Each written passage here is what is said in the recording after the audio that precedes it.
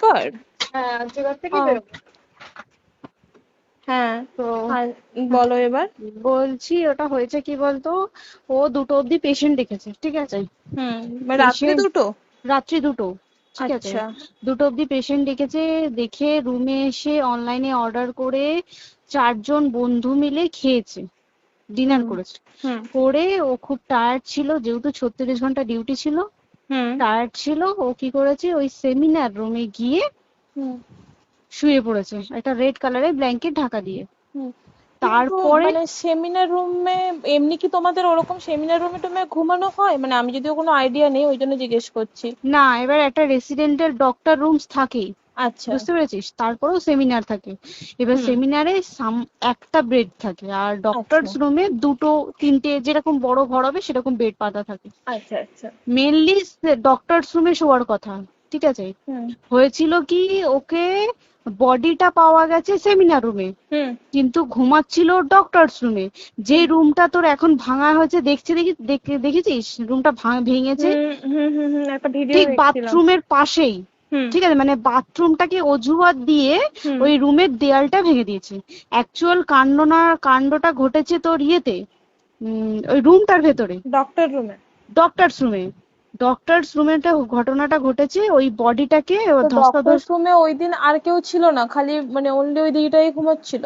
হ্যাঁ, এবার তোকে আমি বলি, অন কলে নিশ্চয়ই একজন থাকবে না, না। ওরা জুনিয়র সিনিয়র মিলিয়ে থাকে, এমনকি থার্ড ইয়ার একজন থাকবে, সেকেন্ড ইয়ার একজন থাকবে, হুম প্লাস ফার্স্ট ইয়ারের ইন্টার্নশিপরা যারা থাকে তারা ইন্টার্নরা থাকে। হুম আর চেস্ট এমন একটা ওয়ার্ড হচ্ছে, কোভিড এর পর থেকে প্রায় হামেশাই সবার শ্বাসকষ্ট হচ্ছে, মানে আসছে মানেই শ্বাসকষ্ট হচ্ছে। হুম আর চেস্ট ওয়ার্ড আর চেস্ট মেডিসিন দুটোই হুম পাশাপাশি ওয়ার্ড, হুম ঠিক আছে। হুম। তো কেউ কি শুনতে পায়নি? কেউ শুনতে পায়নি। হ্যাঁ, ওটাই তো আমি ওই দিনকে ওটাই ভাবছিলাম এবার যে। দেখ, ধস্তাধস্তি করাতে একটা নিশ্চয়ই চিৎকার হয়, একটা ভাইলেন্ট হয়, হুম হুম বুঝতে পেরেছিস। হুম তারপরে আবার কি, যে 4জন ওর সাথে খেয়েছে তারা কোথায়, তারা কেন মিডিয়ার সামনে আসছে না? হুম। তাই ঠিকই তো, তো। তারা কেন আসছে না? তোমার ওই এক- দিন ডিউটি ছিল না রাতে? ওই দিনকে আমি নাইটে ডিউটি করছিলাম। আচ্ছা। আমি নাইটে ডিউটি করে এসেছি, আমার লাস্ট নাইট ছিল। তো হুম আমার তো 3 দিন নাইট থাকে, তিন হুম দিন নাইট থাকার পর লাস্ট নাইট ছিল, লাস্ট নাইটের পর বুধবার আমার লাস্ট নাইট, বুধবার রাতে ঘটনাটা ঘটেছে। হুম আমি বাড়িতে এসেছি, রীতিমতো বাড়িতে এসে শুয়ে পড়েছি।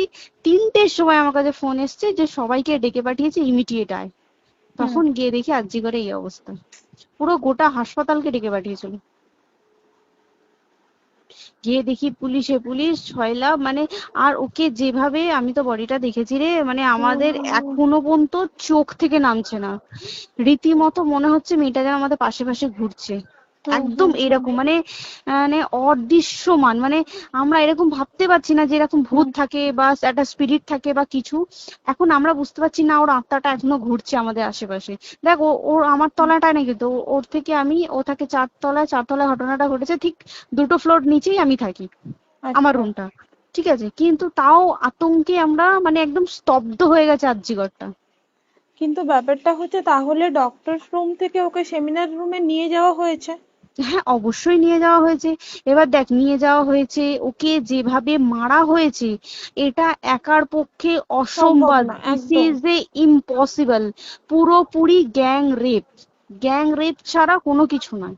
আর শুধুমাত্র রেপ নয়, রেপ হলো, করলো, ছেড়ে দিল, ঠিক আছে, ওকে রীতিমতো মার্ডার করেছে।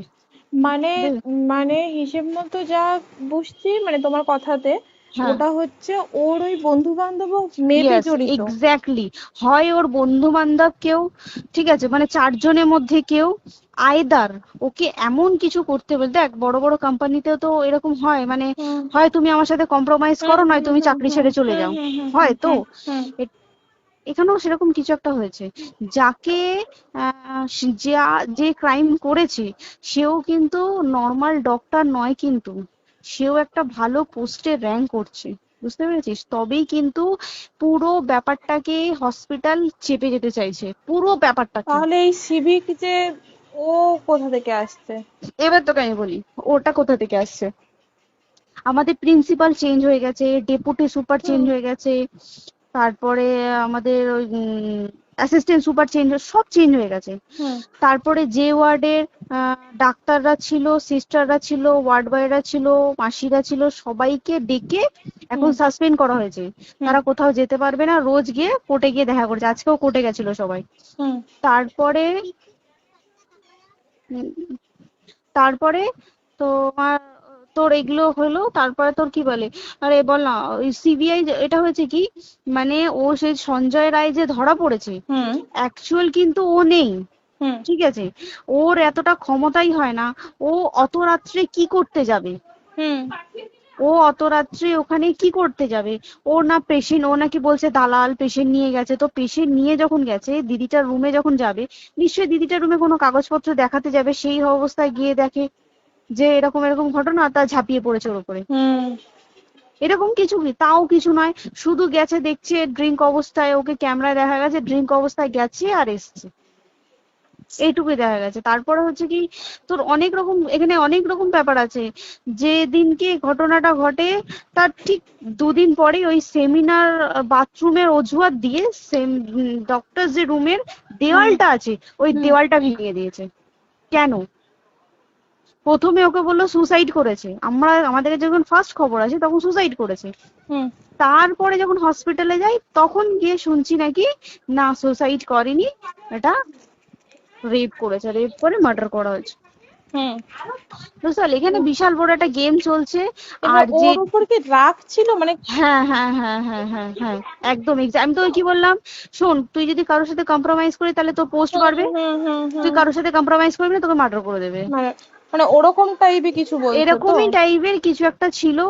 আইদার খুব রাফ, মানে খুব রাগ, খুব মানে খুব ওর উপরে খুব ফ্রাস্ট্রেশন ছিল, যারই ছিল খুব ফ্রাস্ট্রেশন ছিল।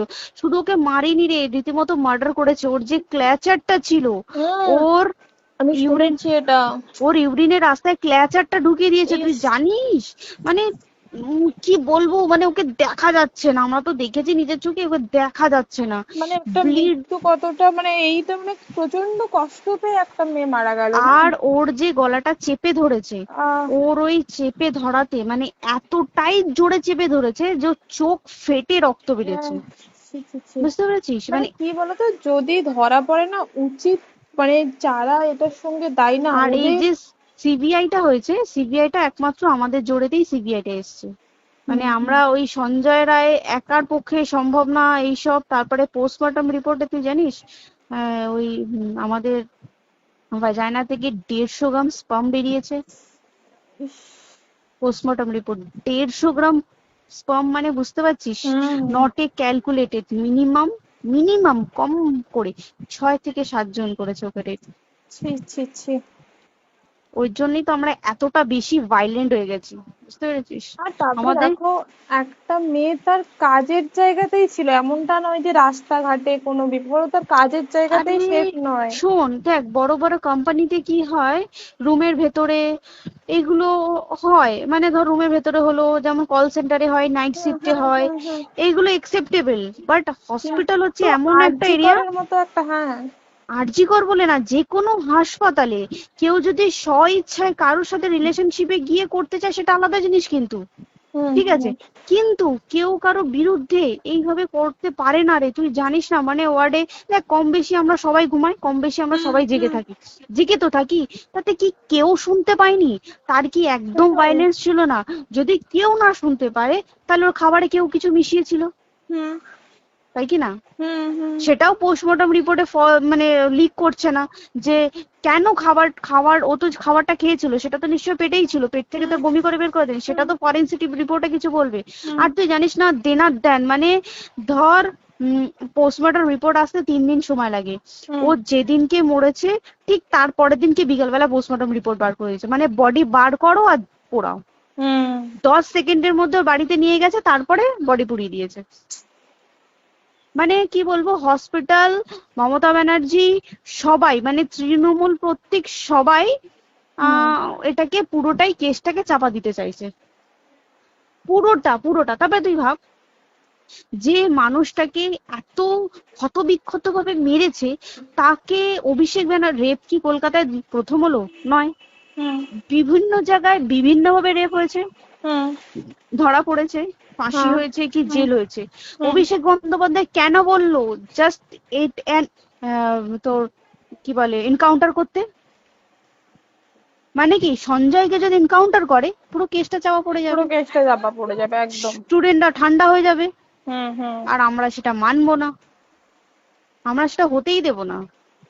তাতে যদি চাকরি মানে আরজিকরটাকে সিল করতে হয় তাতেও আমরা রাজি আছি, সিল করে দেওয়া হোক আরজিকর, সিল করে দেবে মনে হচ্ছে যদি ঠিকঠাক ভাবে। এবার ওই জন্য আমাদের দাবিতে সিবিআই এসছে। এবার তুই একটা কথা বল, যখন দেখতে পাচ্ছে মমতা ব্যানার্জি যে কলকাতা পুলিশ আমাদের জন্য কিছু করতে পারছে না, আমরা কিছু মানতে পারছি না, 7 দিন ধরে বার করতে পারছে না, হুম তাহলে সেটা 2-3 দিনের মধ্যে কেন হ্যান্ড ওভার করে দিল না?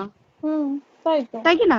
তারপরে দেখ পিডব্লিউডি একটা লো পোস্টের মানুষ, মানে যারা ভাঙচুর করে, মানে সিমেন্টের যারা কাজ করে হুম তাদেরকে পিডব্লিউডি বলে। হুম এবার পিডব্লিউডির নিশ্চয়ই হায়ার অথরিটি থেকে অর্ডার এসছে তবেই ওরা গিয়ে ভেঙেছে। ওরা হুম নিশ্চয়ই পাগল নয় দুম করে গিয়ে কোনো গভর্নমেন্ট প্রপার্টি ভেঙে দেবে। হুম অর্ডারটা কে পাস করলো যে এখনই চেস্ট ওয়ার্ডটাকে ভাঙতে হলো? সিবিআই আসা পর্যন্ত অপেক্ষা করতে পারতো। কারণ আজকে অত বড় বিক্ষোভ হবার কারণ কি হচ্ছে, একটাই কারণ, যে মেয়েটি মারা গেছে ঠিক আছে, কিন্তু তাকে এত বেশি মলেস্ট করে, এত বেশি রেপ করে বা বেশি ওকে মেরেছে, তার কি কোনো প্রতিবাদ নেই? তুই কোথায় সেফ পাবি তুই আমাকে বল? তুই ধর চাকরি ছেড়ে আজকের সরকারি চাকরি ছেড়ে তুই প্রাইভেটে যাই, প্রাইভেটেও তো তাই একই কোথাও না অবস্থা, একদম একদম। প্রাইভেটেও একই অবস্থা।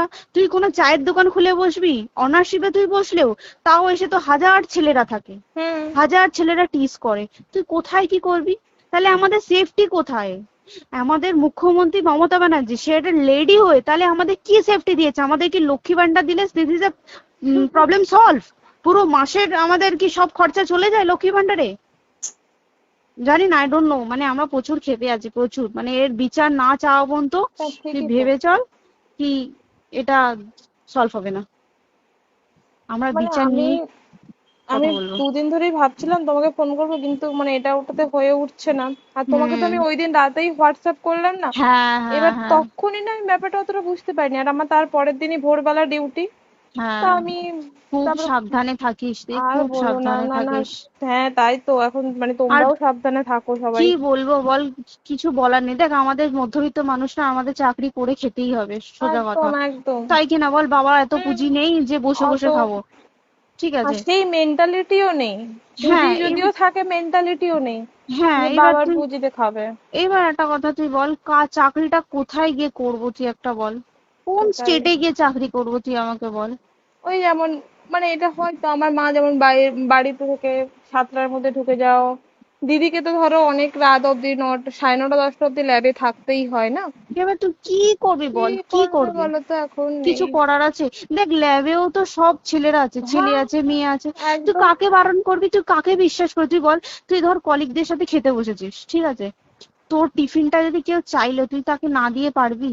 না একদমই, আর কার মনে যে কি আছে সেটাই তো কি খুব বলবি সমস্যা। বল? এবার তুই বল খাবারটা যে খাবি, তোর টিফিন কেউ চাইলো বা তোকে যদি কেউ বললো কে একটু একটু খা, যেমন আমরা শেয়ারে হয় স্কুলে হ্যাঁ যেটা আমাদের আমাদেরও শিখে হয়, এসেছি, যেটা হ্যাঁ স্বাভাবিক, এটা সবারই এটা তো হয়। স্বাভাবিক। তুই বল তাতে যদি এরকম অবস্থা হয় তাহলে কি করবে মানুষ, তুই আমাকে বল?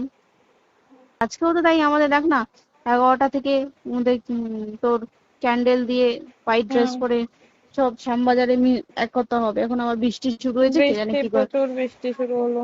কি হুম, হবে জানি না আমি। ঠিক আছে গো, টাটা। হ্যাঁ হুম চল টাটা। হুম হুম হুম। হুম, হুম।